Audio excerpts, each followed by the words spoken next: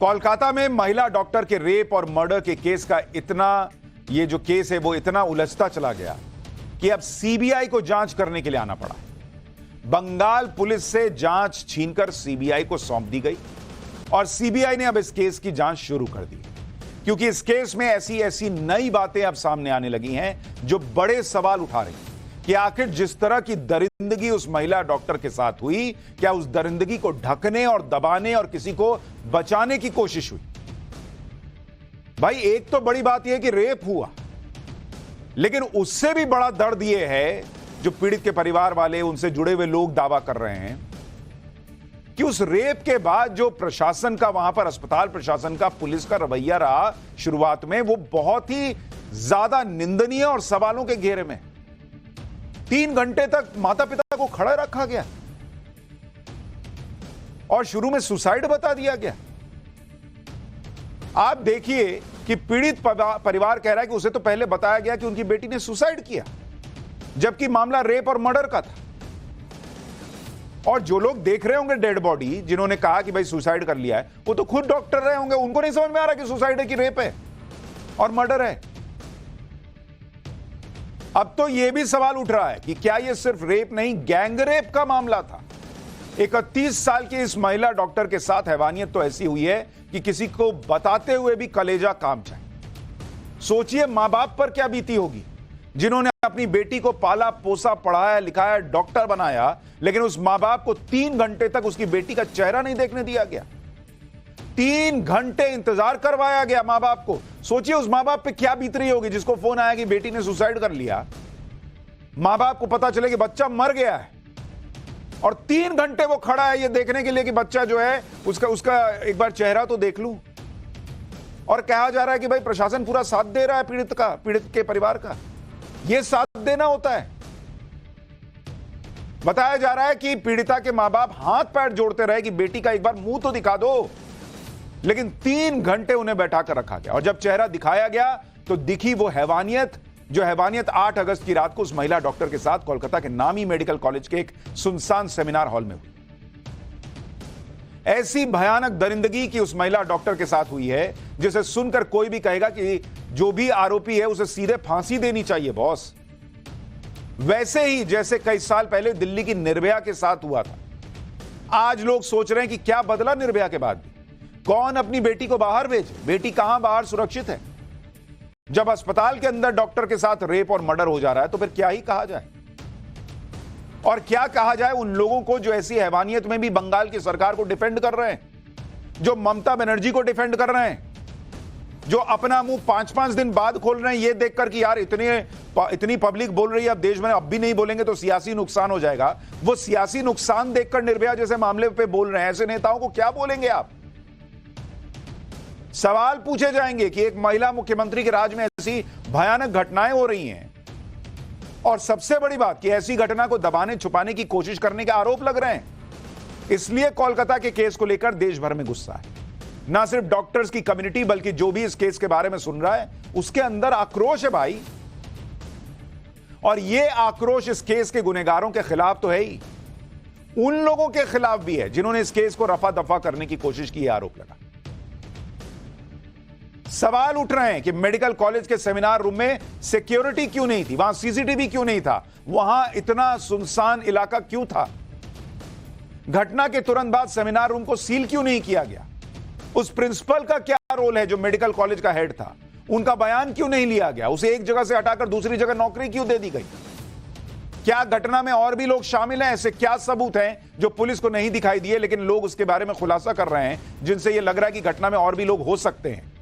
Police की जांच में क्या गलतियां हुई, इस मामले में कैसे राजनीति हो रही है, यह सब आज आपको पाठशाला में एक एक करके बताने वाला हूं।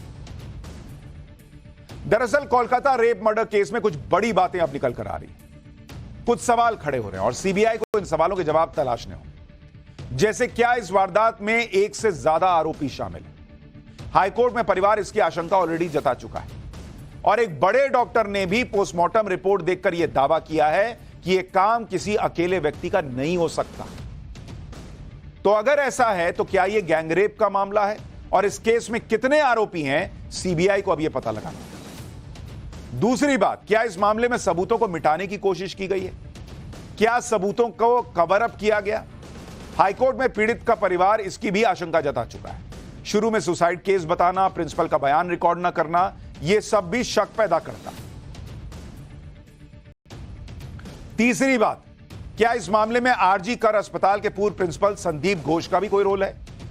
क्या संदीप घोष ने इस मामले में सबूत मिटाने और केस को दबाने की कोशिश की? इस बात का आधार इसी मेडिकल कॉलेज के पूर्व डिप्टी सुपरिटेंडेंट का बयान है, जो बता रहे हैं कि संदीप घोष कितना ताकतवर व्यक्ति है। चौथी बात जो सीबीआई को पता लगानी होगी, केंद्रीय मंत्री और बंगाल बीजेपी के अध्यक्ष सुकांत मजूमदार यह दावा कर रहे हैं कि उनके पास कुछ स्क्रीनशॉट्स हैं जो ड्रग्स और सेक्स रैकेट की तरफ इशारा कर रहे हैं। टीएमसी के एक सांसद और उनके भतीजे का भी नाम बार बार आ रहा है। सीबीआई को इस एंगल से भी जांच पूरी करनी।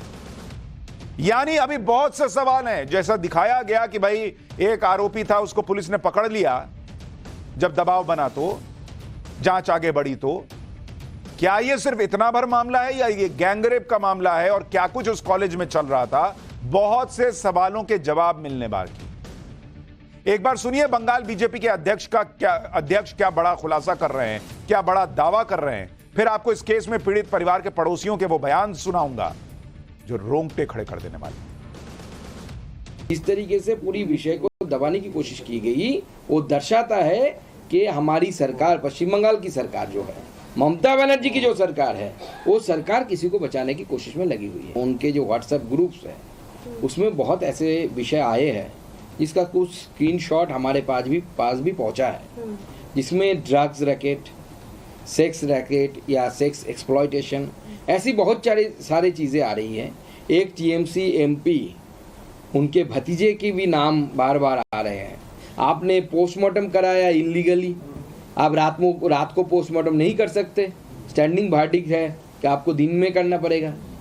इसलिए हम थोड़ा इसमें है कि असमंजस में है या जो भी बोले डाउट में है कि क्या एक्चुअल में हुआ। पुलिस की इन्वेस्टिगेशन से अभी कुछ पता नहीं चला। कोलकाता केस में एक डॉक्टर के बयान ने भी बंगाल पुलिस की जांच पर सवाल उठा दिए। एक डॉक्टर सुवर्णा गोस्वामी है जो पीड़ित माता पिता से मिले थे और माता पिता ने उन्हें पोस्टमार्टम रिपोर्ट दिखाई थी। इस रिपोर्ट को देखने के बाद डॉक्टर सुवर्णा गोस्वामी ने टाइम्स नाउ भारत को बताया कि विक्टिम के पूरे शरीर पर चोट के काफी निशान थे। जिस तरह की इंजरी शरीर पर थी, उसे देखते हुए डॉक्टर गोस्वामी के मुताबिक यह किसी एक व्यक्ति का काम नहीं हो सकता। यानी उनके मुताबिक इस वारदात में एक से ज्यादा आरोपी।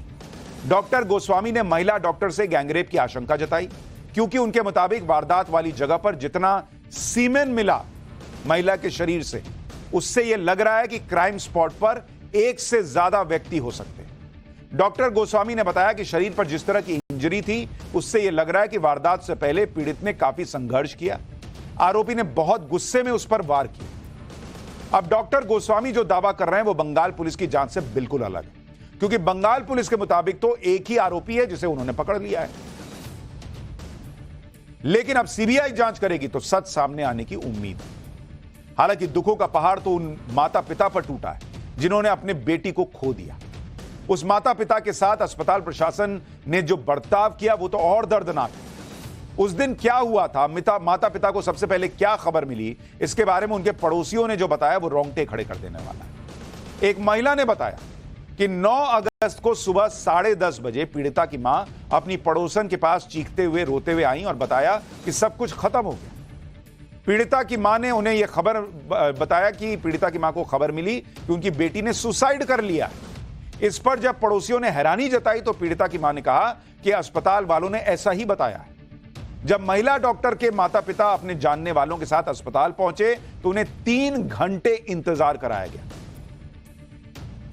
एक माता पिता जिनके बच्ची की इतनी निर्मम हत्या हुई हो, उसके पेरेंट्स को 3 घंटे खड़ा रखा गया। वो हाथ जोड़ते रहे कि एक बार कम से कम चेहरा तो दिखा दो। माता पिता हाथ जोड़ते रहे कि बच्ची का मुंह एक बार दिखाओ। उनको 3 घंटे इंतजार कराया गया। जब सेमिनार रूम में माता पिता गए तो अपनी बच्ची की ऐसी हालत देखकर बुरी तरह टूट गए। महिला डॉक्टर के मुंह से खून निकल रहा था। दोनों पांव इस पोजीशन में थे जैसे किसी ने दोनों पैर को बीच से चीर दिया हो, और आंखों से खून निकल रहा था। चश्मा टूटा हुआ था, गला दबाने के निशान। सोचिए मां बाप पे क्या बीती होगी जब बेटी की यह हालत देखी हो। और ये एक आदमी कर सकता है क्या कि वो पूरा पैर चीर दे? वो पड़ोसी दावा कर रहे हैं कि 90 डिग्री पे पैर था। इस घटना के बाद से पीड़ित परिवार के इलाके के लोग इतना हिल गए कि वो अब बंगाल सरकार से कुछ नहीं कह रहे, वो सीधे देश के प्रधानमंत्री और राष्ट्रपति से न्याय की अपील कर रहे हैं। यह होता है किसी के भरोसे का टूट जाना। यह होता है वो दर्द जो सिर्फ महिला डॉक्टर के माता पिता नहीं बल्कि उन्हें जानने वाले हर व्यक्ति ने महसूस किया है। कोलकाता में इस दर्दनाक घटना के बाद सोशल मीडिया पर भी खूब बातें हो रही। कुछ लोग ये कैंपेन भी चला रहे हैं कि सब बातें सच नहीं है, बंगाल सरकार को बदनाम किया जा रहा है। ऐसे लोगों को आरजी कर मेडिकल कॉलेज के उन स्टूडेंट्स को सुनना चाहिए जिनका सिस्टम से भरोसा उठ गया है। भाई सोशल मीडिया में कोई कहीं बैठ के कुछ भी लिख दे, लेकिन जो लोग वहां के स्टूडेंट हैं वो स्टूडेंट साफ साफ सबूत मिटाए जाने, मामले को दबाए जाने की आशंका जता रहे हैं। सुनिए स्टूडेंट्स को।